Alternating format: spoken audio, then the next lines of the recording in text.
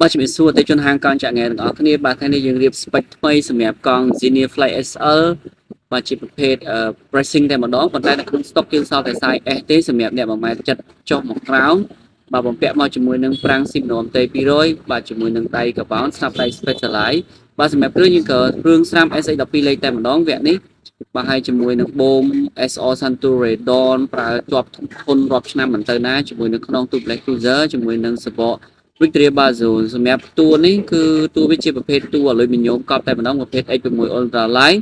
បាទដែលអ្នកប្រើប្រាស់មួយចំនួនគាត់បានស្គាល់និងទទួលស្គាល់មែនទែនសម្រាប់ទៅលើគុណភាពដែលវាអាចធ្វើរូបរាងបានគ្រប់ម៉ូដទៅលើspec របស់អាលុយមីញ៉ូមបែបនេះបាទសម្រាប់ដុំកណ្ដាលគឺជង្គង់កណ្ដាលយើងប្រើជង្គង់កណ្ដាលប្រហោងប្រភេទ Orchigo បាទសម្រាប់ស្បែកកែបគឺកែប Pro មិនបែបស្បែកប៉និតតែម្ដងបាទចឹងកង់នេះគឺជាប្រភេទកង់លំដាប់ហើយគុណភាពខ្ពស់ជាប់ធន់រាប់ឆ្នាំមិនទៅណាទេប្រកួតជាមួយនឹង brand ធំៗបានតែម្ដងបាទអរគុណជម្រាបលាពីហាងកង់ចាក់ងែ